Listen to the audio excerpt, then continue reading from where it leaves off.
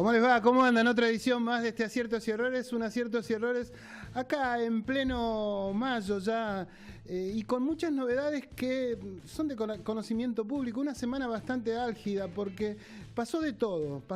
Quizás uno tenía ya no la esperanza, pero sí ya sabía de antemano que iba a haber una elección del nuevo Papa y finalmente esto sucedió. Esto trajo consigo un montón de miradas acerca del nuevo Papa nombrado en el día de ayer, antes de ayer, ¿no? León XIV, un hombre que el propio presidente manifestó mediante las redes sociales que tenía que ver con las fuerzas del cielo, que no había mucho más que hablar. Obviamente también otros sectores políticos se manifestaron y según del lado que uno se parase, el nuevo Papa tenía la simpatía de ese sector. Es llamativo, ¿no? Lo cierto es que el hombre es un hombre joven de 69 años, llamativamente es de esa edad, digo, y que uno tiene la sensación, teniendo los antecedentes de los papas anteriores, que, bueno, va a tener va a ser bastante tiempo, espera uno, ¿no? Esto ya es algo que corre por cuenta de uno. ¿Qué quiero decir? Es un hombre que es norteamericano, pero gran parte de su vida la pasó en Perú. Algunos dicen, no por no interpretar lo que tiene que ver con las reglas del Vaticano, que fue un hombre que terminó designando antes de fallecer el propio Francisco. Esto se verá con el tiempo. De hecho, lo nombró a Francisco en varias ocasiones. En su primer misa también volvió a referirse al Papa argentino.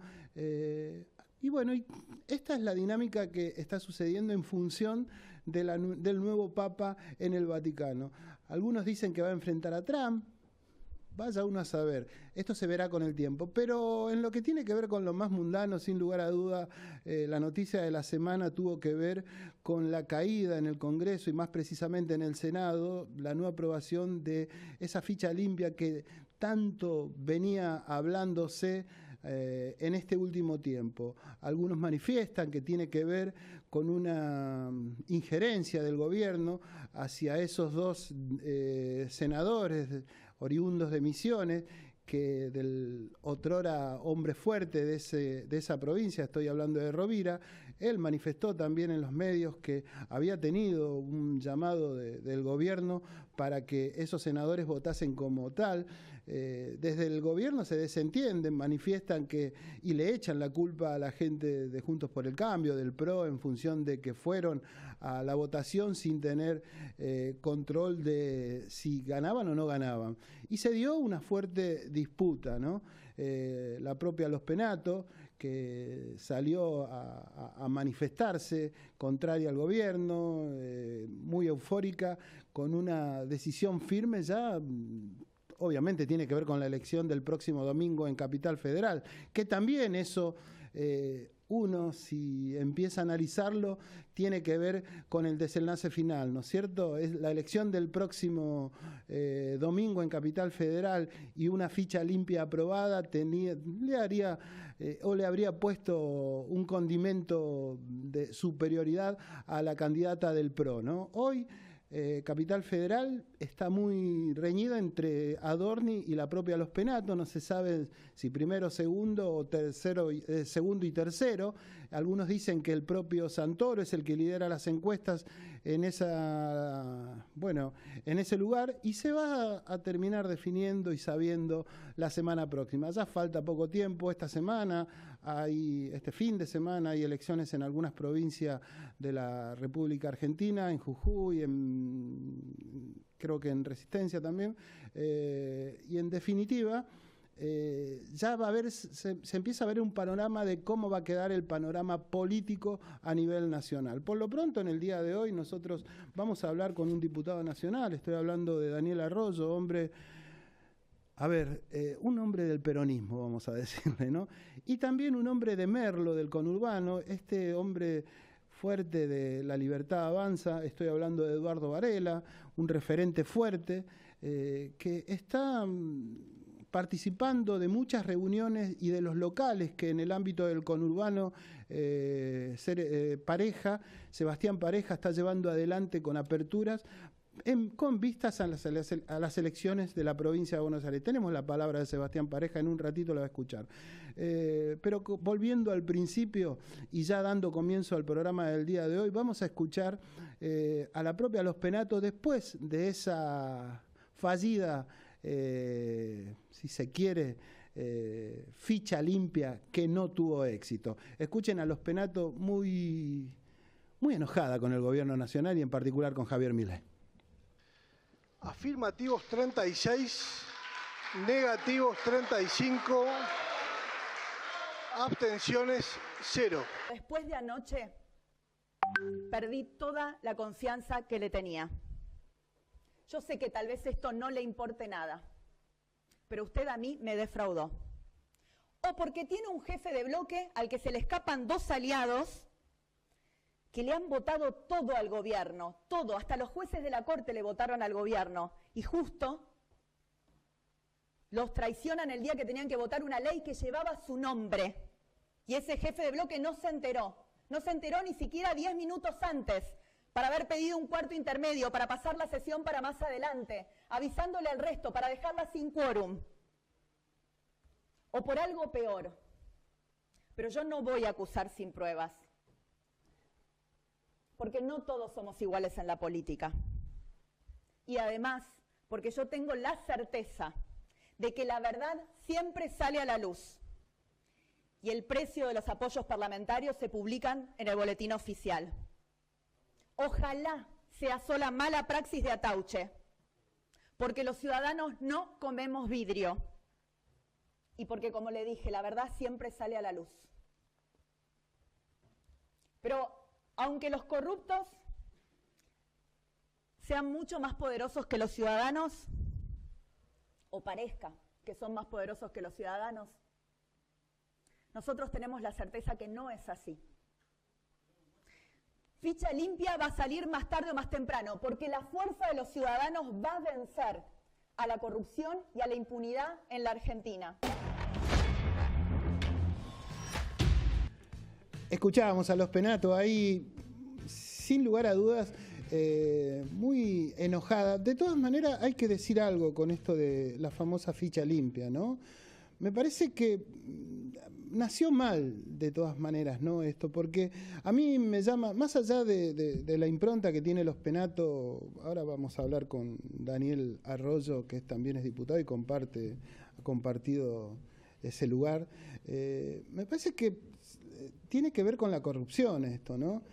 Y en definitiva, lo que uno percibe, que esta ficha limpia que tanto se promocionó, tenía más que ver con impedir a una persona que no participe en las elecciones, pero no ahondaba en lo que tenía que ver con la corrupción, que me parece que más de uno debiera estar preocupado, algunos legisladores, yo no voy a dar nombres, pero me parece que son de público conocimiento, inclusive hasta el propio expresidente tiene situaciones de corrupción en su pasado.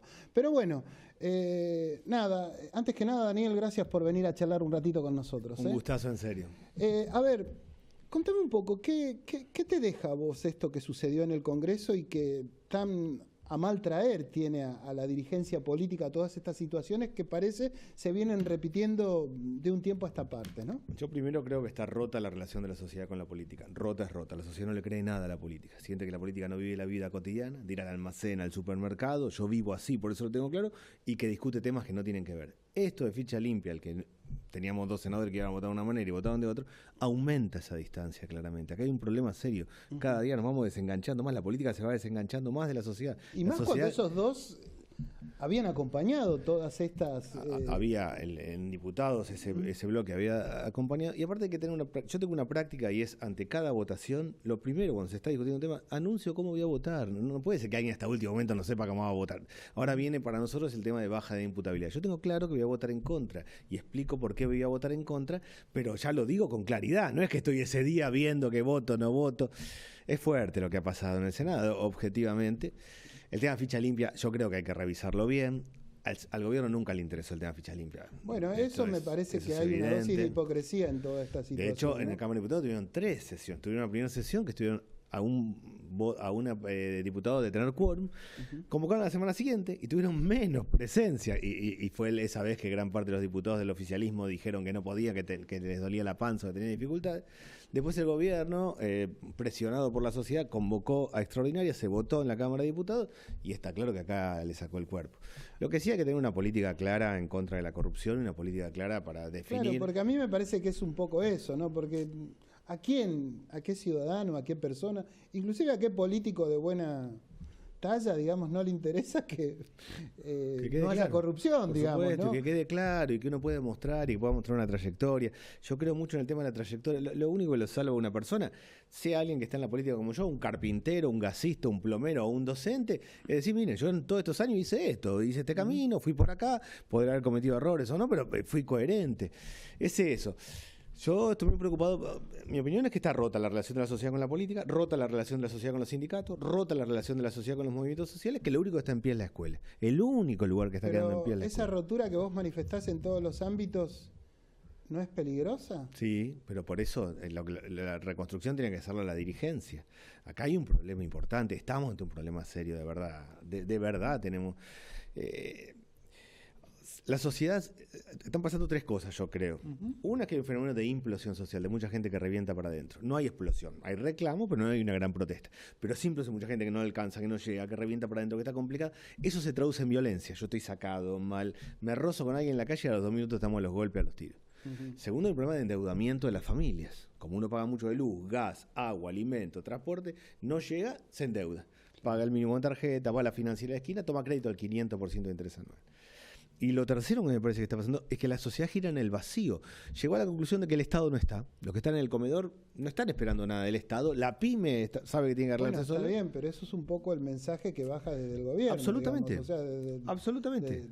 El Estado no sirve, digamos. El gobierno dice, el Estado se corre, esto es todo el mercado de la bestia. Ahora, la oposición no estamos dando un mensaje claro, no estamos planteando una alternativa, un camino diferente de equilibrio, porque lo diferente a esto no es volver a hacer lo mismo de antes, porque está claro que la sociedad quiso salir de ahí, sino construir un camino nuevo. Yo creo que hay una crisis, la sociedad está enojada con el gobierno, pero más enojada con la oposición. A ver, pero en el caso de esto que vos planteás de la oposición, ¿qué crees que debiera hacer, digamos? Porque uno ve también un desmembramiento por parte de sectores de la oposición, se nota mucho en la provincia de Buenos Aires, quizás, ¿entendés? O sea, sí. ¿Qué es lo que...? En lo electoral yo creo que no hay que pegotear las cosas, que hay que tener diversidad de candidatos. Nadie tiene legitimidad, nadie vale nada hoy en la política y nadie tiene legitimidad en quienes somos oposición. Entonces no es que se juntan 3 con la lapicera y dicen vas vos, voy yo, va todo el otro. No. Para mí tiene que haber diversidad de candidatos y la sociedad votando va a ordenar. Si yo soy candidato y saco el 40% de los votos, tendré una legitimidad.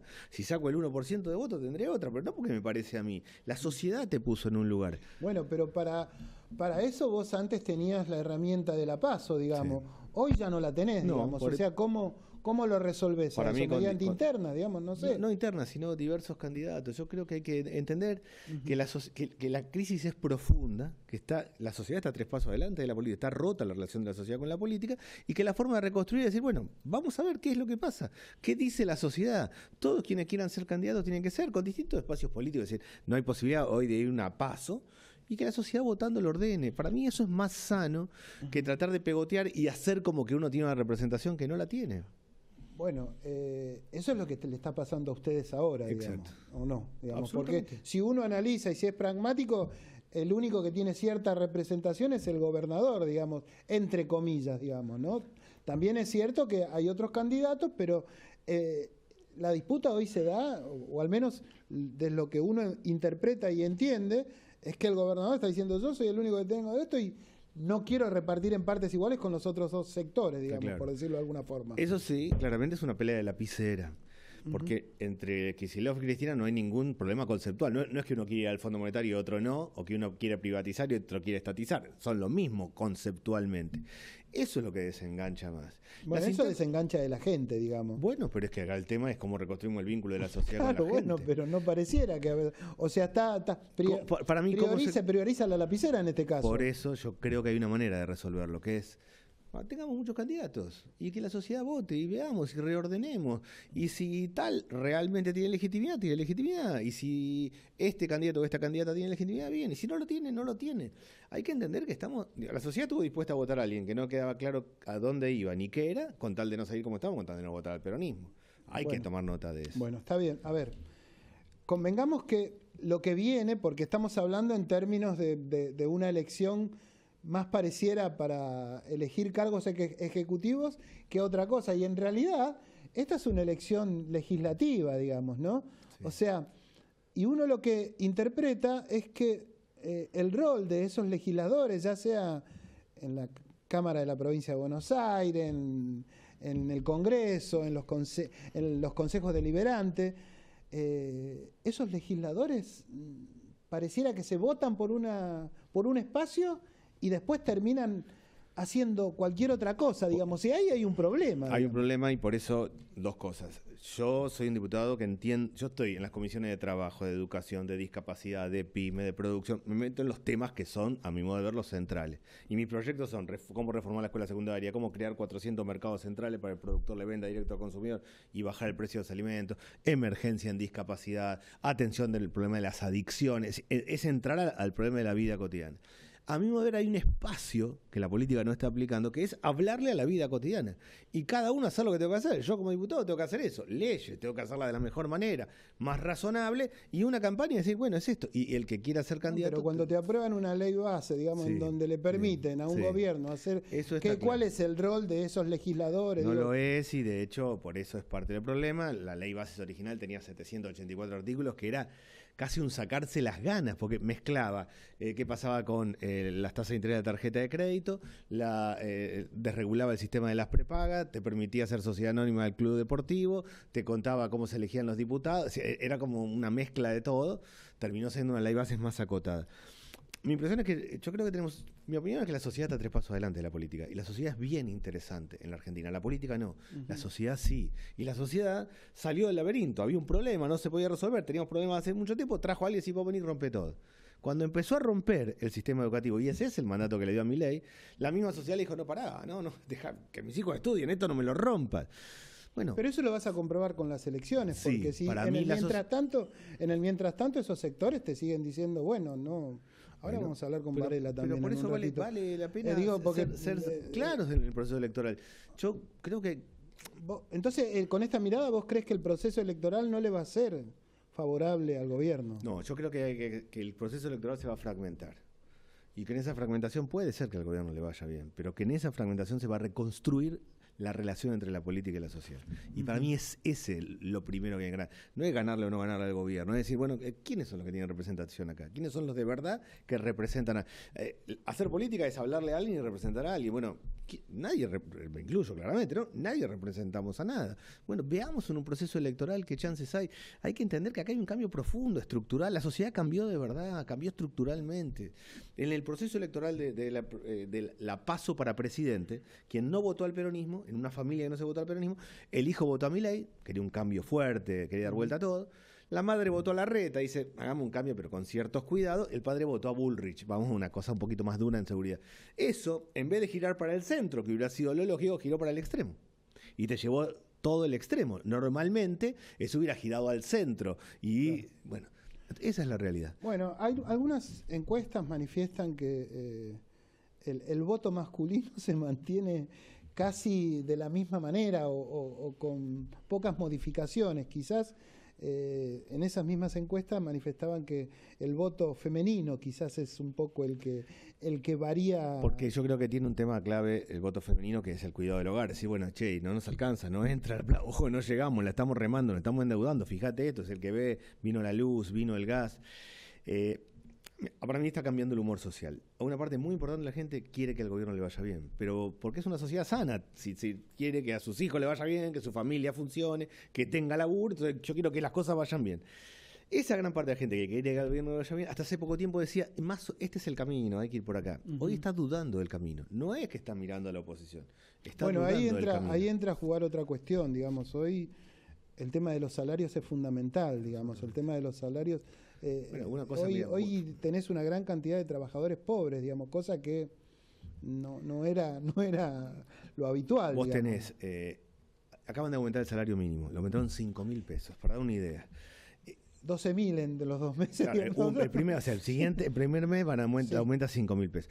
En términos prácticos, eso es un poquito más, no son 2 kilos de pan en términos generales, pero más allá de eso, no hay desarrollo económico sin mercado interno. O sea, si el trabajador no va a la esquina, a la vuelta, no compra, la pyme y el comercio cierran. Si la pyme y el comercio cierran, se desacomoda todo. Y si el gobierno, para mantener los precios, abre la economía, la complica más. Entonces, bueno, hubo una apertura también en estos últimos anuncios de estas últimas está horas. haciendo. La posibilidad, digamos, de importar un montón de cosas que antes no. Y lo va a hacer más, porque la forma que tiene de bajar la inflación en el gobierno, en esencia, va a ser esa. Va a ser mantener el tipo de cambio planchado y abrir la importación. Ahora, eso termina siendo un problema. Yo no creo una economía cerrada, absurdamente cerrada, pero en un contexto donde Trump cierra, donde cada uno cierra, Trump le dice a todos, miren ustedes, o producen en Estados Unidos, traen sus plantas acá o pagan aranceles. Nosotros no podemos decir, no, adelante, todos los que quieren vengan. Bueno, me parece que está faltando un trabajo más serio. Yo de verdad creo que en el ciclo largo, dentro de 15, 20 años, se va a ver este proceso como un proceso que generó cambios que dio lugar a algo mejor. Yo estoy convencido que la sociedad que trajo a alguien para que rompa todo... va a ser la misma que después... Le va a decir, ya está. Quedó antiguo ese libro que me regalaste de los 4... Argentinas y la grieta social. Las 4 Argentinas es, hay una Argentina en la pobreza extrema, hay una Argentina vulnerable a gente que hace changa, hay una Argentina de clase media y una Argentina de clase alta. No quedó retrasado en el sentido, yo creo que sigue habiendo 4 Argentinas. Lo que sí me parece a mí que es cada vez hay más tensión entre cada Argentina. Estamos en un barrio pobre, vos tenés un plan social, yo no. Un plan social son 78.000 pesos hoy. Vos sos casta, yo no soy casta. Estamos en el mismo barrio, vivimos a 3 casas en la misma cuadra. El nivel de tensión entre las argentinas es muy fuerte y en eso el gobierno no contribuye porque es como que enciende la mecha de todo el tiempo. Daniel, te agradezco mucho tu presencia acá. La verdad que ha sido muy amable y muy esclarecedor en un momento que está bastante, insisto, más allá de estos cambios de tiempo que vos decís, está con una incertidumbre permanente. Bueno, pero la política tiene que dar certezas y bajar un cambio. La tarea nuestra no es encender la mecha y quemar todo, sino decir, serenemos, vamos, y reconozcamos. Nadie tiene legitimidad, bueno, hagamos un proceso electoral y veamos qué sale.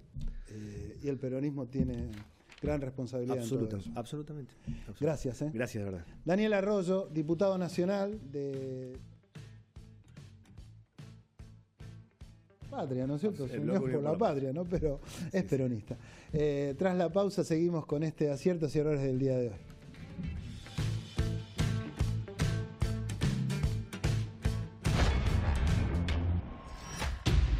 Si abrís una empresa o comercio en 3 de febrero, la habilitación es gratuita. Te bonificamos por 1 año la tasa de seguridad e higiene. Queremos hacerte la vida más fácil, que progreses y generes empleo. Un Estado eficiente que se pone de tu lado. Municipalidad de 3 de febrero.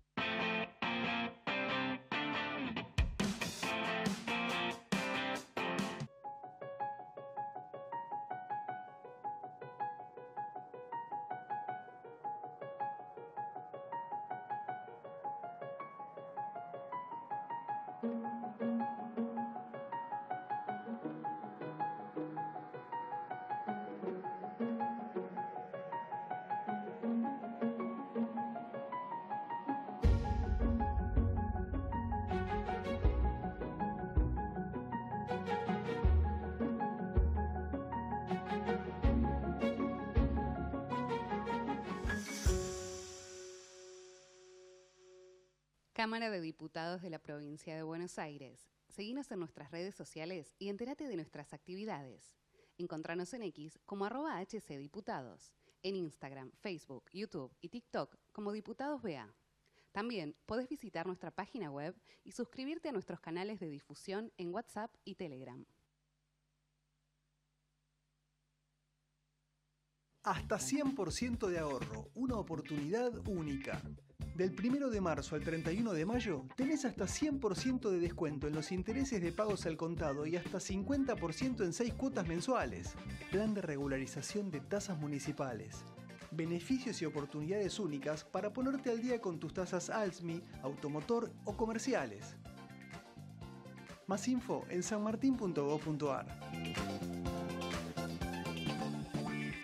Tu seguridad es nuestra prioridad. Es por eso que decidimos intensificar la inversión en más cámaras, más patrulleros, más ojos en alerta. En Morón seguimos trabajando para que cada rincón de nuestra ciudad sea más seguro. Primero Morón, corazón del oeste.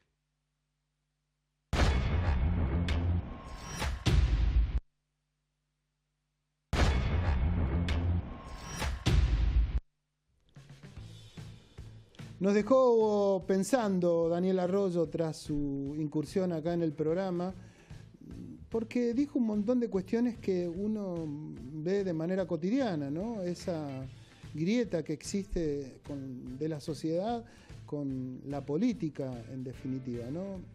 Y me parece que no está bueno que suceda eso, ¿no? Volviendo a la temática del programa del día de hoy, ya me acompaña Eduardo Varela, que ex candidato a intendente en Merlo por la Libertad Avanza, hombre que está teniendo participación mucha en lo que tiene que ver con el armado de la Libertad Avanza, o al menos yo lo he visto en más de un local que está abriendo a lo largo del conurbano esta fuerza de Javier Milei. Novata, pero no tanto, porque muchos de sus dirigentes tienen algún pasado o historia política, no precisamente en la Libertad Avanza, porque es la fuerza nueva, ¿no? Nosotros tuvimos la posibilidad de estar en San Martín, más precisamente en un local de la calle San Lorenzo. Ahí el coordinador de esa fuerza, Daniel Moyo, hizo la apertura de ese local. Tuvimos la posibilidad de charlar con Sebastián Pareja, el hombre fuerte quizás de todo este armado, no solo en la provincia, sino a nivel nacional, y le comentábamos y le preguntábamos, entre otras cosas, si esto sucedió antes de que se conociese el rechazo a la ficha limpia en todo lo que tiene que ver con el ámbito del Congreso de la Nación, ¿no? Le preguntábamos si era importante la elección del próximo domingo en Capital Federal para la posible fusión de la Libertad Avanza y el PRO. Escuchen lo que decía Sebastián Pareja y tras escucharlo vamos a charlar un ratito con Eduardo Varela. Esta inauguración en San Martín, un lugar peronista, digamos, ¿no? ¿Cómo lo ves para el futuro? Bien, estamos muy contentos. Nos recibieron a los baldazos algún vecino enojado con las ideas de la libertad, pero sabemos que el camino que estamos recorriendo nos va a llevar a gobernar San Martín. El tema hoy, más allá de que son próximas las elecciones de Capital Federal, está puesto tu laburo en la provincia de Buenos Aires. ¿Cómo se define eso? ¿La Capital Federal? En la Capital Federal es en las elecciones, pero en la provincia, ¿cómo se va a definir? La Capital Federal es ganadormi y en la provincia de Buenos Aires vamos a definir lo que entendamos realmente que es lo mejor para los bonaerenses. La lógica que tenemos es esa y la vamos a llevar a la práctica y lo van a ver ustedes reflejado en las listas. ¿Depende de la elección de Capital Federal lo que sucede en la provincia? La Capital Federal tiene su lógica, sus candidatos y nosotros tenemos una lógica distinta. Por eso dijimos siempre que estábamos preparándonos para ganar la provincia de Buenos Aires y no nos importaba qué día se votara, si era concurrente o separada, no nos importaba. Y eso tiene que ver también con lo mismo. Niega el expresidente Macri una unión entre el PRO y la Libertad Avanza. ¿Vos qué sostenés eso mismo? ¿Negás esa posibilidad o crees que va a existir una alianza finalmente? Yo creo que eso hay que preguntárselo al presidente Macri. Yo estoy trabajando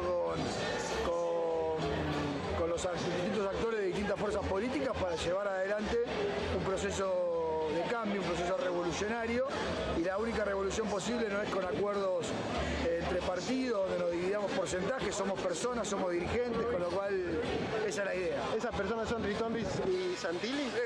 Con ellos hablo muy seguido, sí, claro. Te agradezco mucho, Sebastián.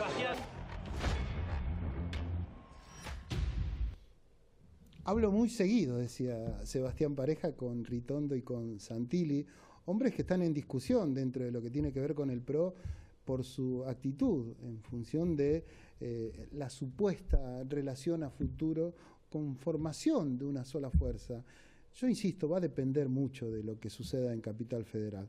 Ya me acompaña Eduardo Varela. Eduardo, gracias por charlar un ratito con nosotros. Hola, muchas gracias a vos. A ver, contame un poco, ¿qué mirada tenés de lo que está pasando? Bueno, antes que nada, porque él se refería al baldazo. Hubo un baldazo de agua desde un tercer piso ahí mientras estaban en el escenario. Se le veía en la cara mojada al propio Sebastián, por eso hacía referencia a ese momento el hombre, ¿no? Sí, efectivamente, y con buena puntería, ¿Sí? Porque literalmente lo bañó a Moyo y a Sebastián, sí. Sí, cayó bien. Una señora mayor era del segundo o tercer piso, sí. Bueno, no era libertaria por lo pronto, o al menos libertaria acuática, por decirlo de alguna forma. ¿No? Tuvo una buena salida Sebastián, que dijo, avisen si tiran ladrillos. Mientras sea agua no hay problema, creo que... Juan, contame un poco, ¿cómo ves la provincia de Buenos Aires en todo este escenario, digamos? Porque me parece que es la madre de todas las batallas, ¿no? Sí, creo que la nación hoy tiene un presidente serio, un presidente que está ejerciendo el poder y que está cambiando la Argentina, con una economía que hace un año y medio no soñábamos que podía revertirse, con una inflación a la baja y que los próximos meses esperamos que desaparezca. Y esto ha ocasionado también un movimiento que la provincia de Buenos Aires está gobernada por la oposición nacional, y tenemos un gobernador que creo que no entiende cómo se ha producido el cambio, cómo es lo que hay que cambiar, para las cosas que hay que hacer, y la provincia, sobre todo en el conurbano bonaerense y en Merlo, que es donde yo lo recorro a diario, está en serios problemas. La miseria, la pobreza, el abandono. En Merlo el intendente no puede cortar el pasto, no puede recoger la basura, no puede brindar seguridad. Un poco lo que Pero decía... ¿esto no tiene que ver con la ausencia del Estado que pregona el propio presidente, digamos? No. Precisamente es la presencia de ese Estado elefantiásico que generaron, ese Estado que no hace nada, que pareciera que cuanto más Estado hay menos atención a los vecinos, menos atención a la población. Es un Estado que no resuelve los problemas. Pero no solo en Merlo, digo, hay situaciones que se han dado con el PAMI, por ejemplo, ¿no es cierto? Nosotros en Merlo tenemos... O sea, hay cosas que tienen que ver con una política de Estado que no acuerda con cuestiones estatales o con cuestiones que debiera encargarse el Estado, o sea, la obra pública, sin ir más lejos también, ¿no? ¿Vos no considerás que eso también, esas políticas del gobierno afectan a la sociedad? No, yo en este momento no creo que sea así. Hay un plan que se está cumpliendo, se está llevando adelante. ¿Plan de qué? Plan de cambio del país, de reestructuración, y lo principal era bajar la inflación.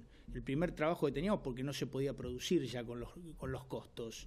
Y creo que va a venir inversión. De hecho, hay récord en préstamos que están tomando los bancos, la gente va a salir a invertir, las empresas, el RIGI está funcionando muy bien, y hay que adaptarse. La provincia de Buenos Aires no se ha adaptado. De hecho, va a tomar un préstamo de 1.045 millones, no sabemos cómo lo va a pagar, seguramente va a ser para campaña electoral.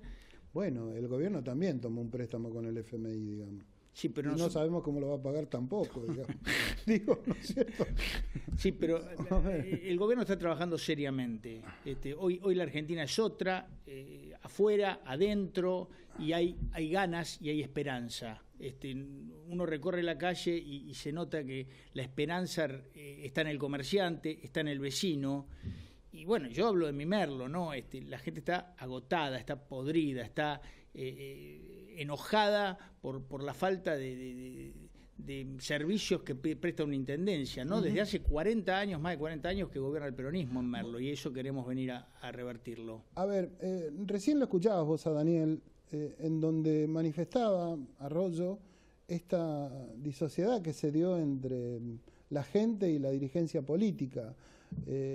Uno no ve tampoco mucho esfuerzo por parte de la política para que esto no suceda, o para acercarse más a la gente. ¿Vos lo ves así? Sí, coincido. ¿Vos lo ves a Javier Milei, digamos, como un hombre que Digamos, Javier es el Milei, máximo referente, digamos, ¿no? A Javier Milei lo veo como un adelantado, a Javier Milei, pero sí al resto de la clase política la veo como que el dirigente no se anticipa, viene atrás, corriendo atrás de la gente y a ver qué le da un rédito. ¿Qué característica vos cuando hablas de Javier Milei como adelantado, qué característica te hacen verlo a vos como un adelantado? Que estamos pensando a 20 años, a 30 años, no estamos pensando para la Argentina de hoy. No vino a hacer el trabajito para obtener votos, vino a hacer el trabajo para cambiar la Argentina.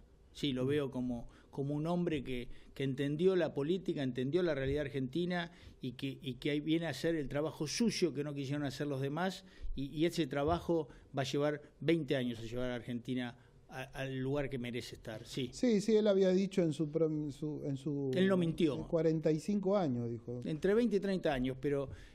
Yo calculo que no lo voy a ver, pero bueno, digo, si son 45, por ahí con 20... Y él está hablando de la Argentina de entre 20 o 30 años, donde vamos a estar en el lugar que no debió abandonar a principios del siglo XIX, ¿no? Uh-huh. Bueno, sí, pasaron mucho... Bueno, vos cuando hablas de principio... O sea, porque en tu discurso lo que se nota es que tenés una fuerte impronta, digamos, de oposición al peronismo, ¿podría ser?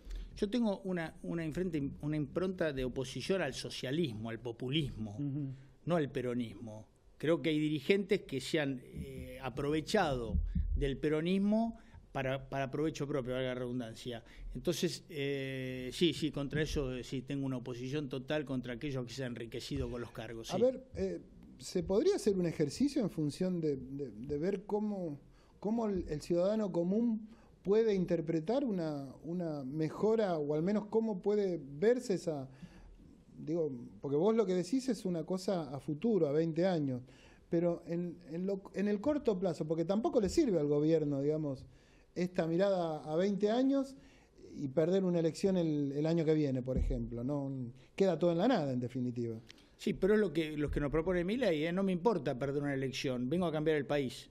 Y en el caso de Merlo no es tan difícil. La gente no está reclamando grandes cosas, se está reclamando las cosas mínimas, que pase el basurero, que haya seguridad, que pase colectivo, que tener luz en la calle, la limpieza, la seguridad. Ese es el problema. Lo que está reclamando la gente no es imposible de cumplir. Hay que tener las metas claras y los gobiernos en Merlo han perdido ese norte. Lo que está pidiendo la gente es eso.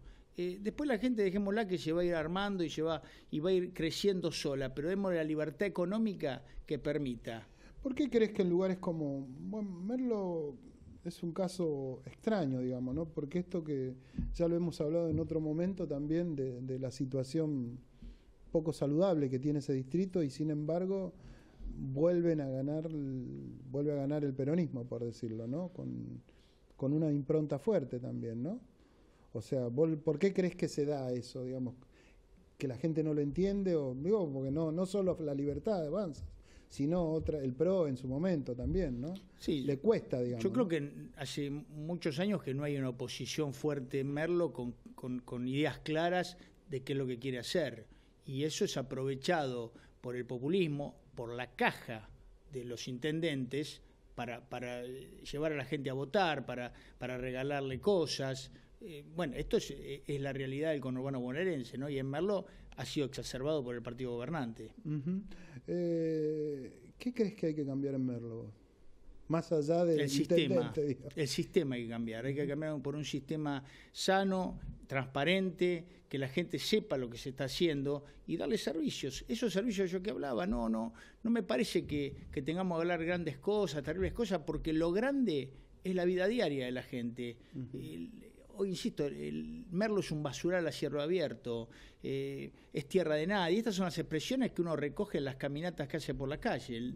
No es algo que se te ocurre a vos, digamos, sino que es algo que... Es común cuando uno va a los negocios, habla con la gente, etcétera. Hay una esperanza, por un lado, hacia nosotros y hay mucha bronca, y dice, pero ¿cómo puede ser que a mí me cobran los impuestos y no me cambian la lamparita hace 2 meses? El otro día un ciudadano discapacitado dice, no puede entrar a ambulancia, 8 meses que presenté la nota para que me pongan un poco de escombro en la calle y no hay respuesta porque no la pueden dar. A ver, ¿cómo se le explica? Lo que quería era un poco que me cuentes Ahora, ya yendo a otro ámbito, pero quizás en el mismo, en esta necesidad que tiene el votante, de aclararme un poco cómo va a ser lo que yo le preguntaba a Sebastián Pareja en la nota. ¿Cómo se va a definir en la provincia de Buenos Aires? ¿Va a haber alianza con el PRO? ¿Vos qué expectativas tenés? ¿Qué crees que va a pasar? ¿Es fundamental lo que va a pasar en Capital Federal el domingo que viene?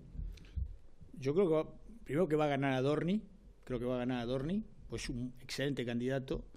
Creo que va a ser muy importante para la provincia y va a ser muy importante para decidir cuáles son las estrategias de alianzas que se puedan hacer. En principio se están haciendo alianzas con figuras, no por partidos. La gente, yo creo que es esto también claro decirlo, la gente necesita y quiere que nos unamos, la gente lo está esperando. Personalmente creo que en Merlo sobre todo hay que armar una lista de unidad de toda la oposición, ceder los espacios que haya que ceder, porque necesitamos derrotar al peronismo que desde el año 83 desgobierna Merlo. Sí, creo que va a funcionar y de hecho se está acercando muchos dirigentes del PRO y del peronismo que quieren que esto cambie, ¿no? La Libertad Avanza es la que mayor sangría ha sufrido en lo que tiene que ver con los legisladores en la Cámara de Diputados de la provincia de Buenos Aires. ¿Cómo se garantiza que eso no suceda en estas legislativas, digamos? Eligiendo mejor. Tenemos que elegir mejor a nuestros hombres y mujeres y no tengo dudas que esta vez va a ser distinto, sí. ¿Quiénes son los encargados de llevar adelante esa elección? Digamos, Sebastián Pareja, el propio Ramón Vera también. O sea, a mí me supera esto. Yo estoy en el distrito, ¿no? Pero sí. Pero bueno, calculo que hablás con algunos dirigentes. Tiene que ver con Ramón Vera, que es nuestro coordinador ya no es Ramón, sino que ahora es la hija que es muy buena, Sí, estuvo ahí en la presentación con Moyo también. Pero es muy buena y es muy liberal, ¿no? Para los que venimos de esa extracción es muy importante y va a trabajar, pero fundamentalmente en la provincia de Buenos Aires va a trabajar por no solo el armador, sino el presidente del partido, que es Sebastián Vera. Claro, el presidente del partido en la provincia de Buenos Aires. En la provincia de Buenos Aires. ¿Sebastián Pareja o Sebastián Pareja? Ah, me dijiste Vera, por eso. Perdón, Sebastián Pareja es el presidente del partido. Nosotros cada uno de los distritos va a ofrecer y se van a trabajar en lograr la mejor calidad de legisladores. Sin ánimo de meterte en un embrollo. Esto también tiene que ver con esa interna entre Caputo, Karina Milei y todo lo demás, digamos, porque obviamente todo esto que vos me manifestás, personas se referencian en Karina Milei, digamos, ¿no? Sí, yo creo que las internas son sanas y creo que es importante que esto ocurra, porque también todos tenemos que opinar. El partido somos todos, ¿no? Por eso puede haber una interna, pero sí, no tengo dudas que vamos a elegir los mejores hombres. Yo me referencio con Pareja, pero también espero que Santiago Camputo y todos los que integran la cercanía con el presidente, sí, elijamos los mejores hombres. ¿Vas a ser candidato? Si puedo, sí. Va a ser una decisión de la Junta de Merlo, ¿no? De la mesa política de Merlo. ¿Y esperás que si sos, estés acompañado por gente del PRO también? Por supuesto. Bueno, hablemos más adelante, calculo que... No solo del PRO, sino que estamos como te decía anteriormente, se está llegando mucha gente, porque Merlo es muy especial, Merlo está tiene una muy, muy destruido. Se acercan dirigentes del justicialismo y me dicen, nos da vergüenza lo que tenemos en Merlo.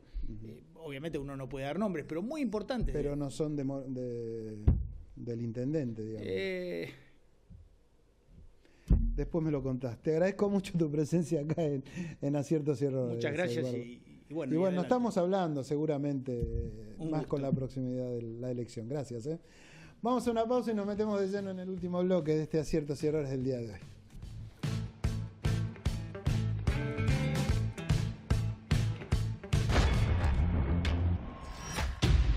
Si abrís una empresa o comercio en 3 de febrero, la habilitación es gratuita. Te bonificamos por un año la tasa de seguridad e higiene. Queremos hacerte la vida más fácil, que progreses y generes empleo. Un Estado eficiente que se pone de tu lado. Municipalidad de 3 de febrero.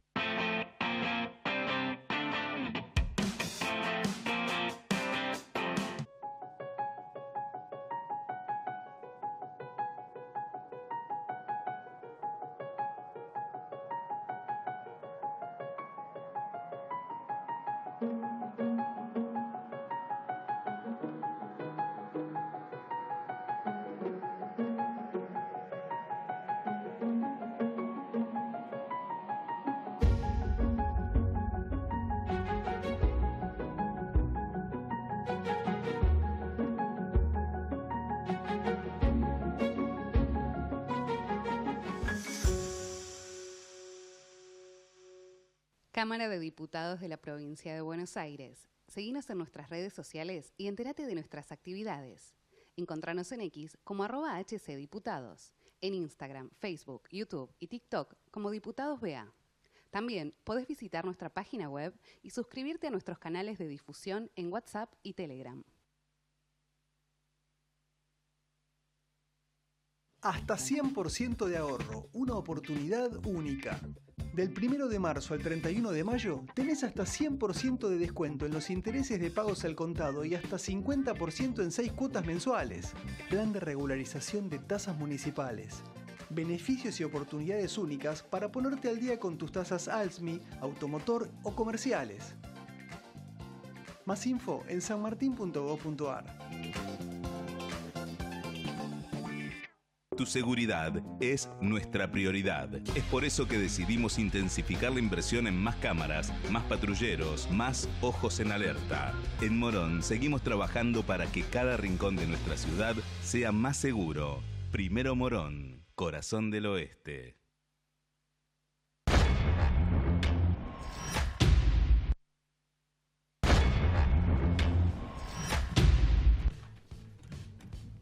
Último bloque de este Aciertos y Errores, y no me quiero olvidar de nombrar al equipo porque si no me matan. También las redes sociales, ustedes las pueden ver ahí abajo, se pueden comunicar con nosotros y decirnos si les gusta, si no les gusta, si les parece lo que quieran ahí. Nosotros aceptamos todos los comentarios que vengan por ese lado. Quiero agradecerle como siempre a Cande Pailé, que es nuestra community manager y que tienen ustedes, la pueden conocer a través del laburo que hacen las redes, ¿no? Maru Palmero es la editora y la que nos posibilita esos videitos que cada tanto y en los cortes van viendo. Luján, gracias a ella, Luján Olmedo es la que nos permite que ustedes estén ya avisados de quién está, qué hacemos, cómo lo hacemos. Es la Grapper, acá le pone Julieta Magalí Correa, que es la productora general de este programa. Y me acompaña para aclarar o no tanto el queridísimo Valentín Mahmoud, que es nuestro economista de cabecera. Antes que nada, Valentín, gracias por venir como siempre, ¿no? Hola, ¿Qué momento este? ¿Se puede explicar la economía de lo que está pasando, digamos? O sea, a ver, salió un informe, ¿lo viste? Sí. El de Fundar. Sí. ¿Qué te pareció, digamos? Porque ahí advierte que el empleo ya no te garantiza absolutamente nada. Es más, es muy probable que te garantice ser pobre en algunos casos, ¿no? Bueno, es un fenómeno muy nuevo en la Argentina. Es un fenómeno que se venía dando ya en los últimos años en los países latinoamericanos y que en Argentina es algo que no venía pasando, pero empezó a suceder y sobre todo se intensificó desde el año 2017 en adelante, que es que los trabajadores pueden ser pobres y en particular hay un 28,6% de los trabajadores, según la última encuesta de hogares del INDEC y según el informe de Fundar, que están bajo la línea de pobreza, con mayor incidencia en los sectores del agro, de casas particulares. O sea, para hablar en criollo básico, quiere decir, antes uno tenía la chance de tener un laburo formal y salía de esa línea de pobreza, ya tenía ciertas necesidades básicas satisfechas, cosa que hoy no está pasando, entiendo yo, aún con un empleo, digamos, ¿no?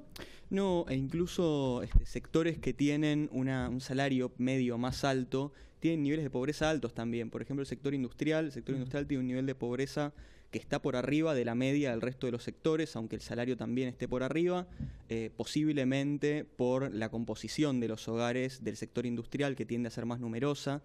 Incluso los sectores de mayor productividad, que son el minero y el financiero, tienen 10% más o menos de índice de pobreza cada uno, lo cual es raro siendo esos sectores los sectores de mayor productividad de la economía actualmente. Claro, y con mejores salarios. Con mejores salarios. Mejores salarios, ¿no es cierto? ¿Cómo se explica esto en un marco en donde uno ve que esta cantidad de trabajadores pobres aumenta y el gobierno no permite por momentos una paritaria que no sea en los números que ellos manifiestan? ¿Esto es comprensible? Bueno, desde el año 2017, que fue el último pico del nivel salarial, vienen bajando los salarios, ahora están un 26% abajo de ese nivel.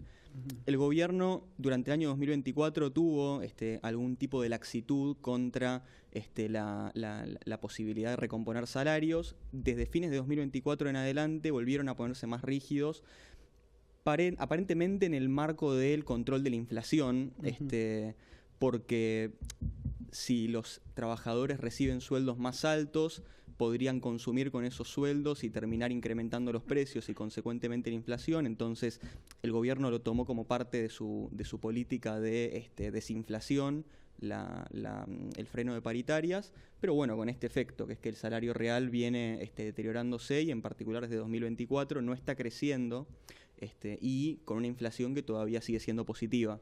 A ver, y esta chance, o al menos este panorama en donde uno tiene una inflación baja, implica que no va a haber aumento de salarios, digamos, aun cuando se genere una recesión bastante elocuente en algunos casos, ¿no? Bueno, en algún momento debe haber alguna recomposición salarial, pero es verdad que lo que está pasando es que los salarios venían actualizando al menos a una tasa similar a la inflación, y con la desinflación y como parte de la política desinflacionaria se pararon las paritarias, y ahora con la inflación baja las paritarias están siendo casi irrisorias. Hace poco la UTA estaba pidiendo, creo que el 3 o 4%, están en niveles bajos los reclamos sindicales por paritarias, y la posibilidad de que las homologuen desde el año pasado es esto, claro, viene siendo baja.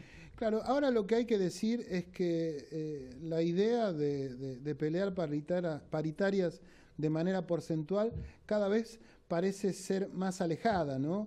Hoy los gremios están en una postura más de pelear por un monto fijo, digamos, o un monto, digamos, queremos un sueldo de tanto mínimo, digamos, ¿no? Eso rompe toda paritaria, digamos, pero también algunos sectores empresarios empiezan a ver esto también con otros ojos. De hecho, el sector de supermercadistas es como que dejó de lado la paritaria, da un monto fijo.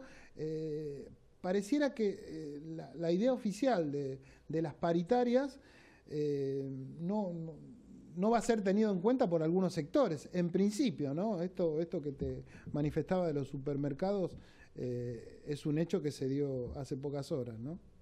Bueno, en el marco de la desinflación, el gobierno también, tal vez con un propósito desinflacionario y tal vez con un propósito político también, fue mermando el poder de los sindicatos, porque sindicatos que no logran homologar paritarias, en fin, terminan teniendo menos poder entre sus afiliados, y posiblemente tiene que ver con algún tipo de objetivo político del gobierno, más allá de lo meramente económico, el hecho de que los sindicalistas tengan menos poder de negociación y entonces los salarios, consecuentemente, al menos en los sectores que tienen alta sindicalización, como por ejemplo es la industria, terminen bajando en términos reales. ¿Y en esta puja se puede pronosticar algo?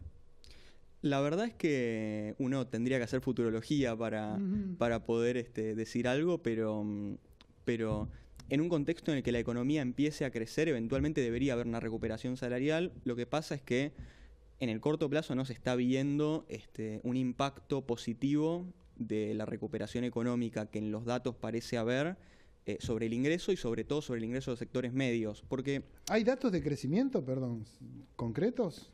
Bueno, hay un pronóstico del FMI que es que este año la economía argentina va a crecer alrededor del 5%, que venía más o menos acertado con las predicciones de los últimos años.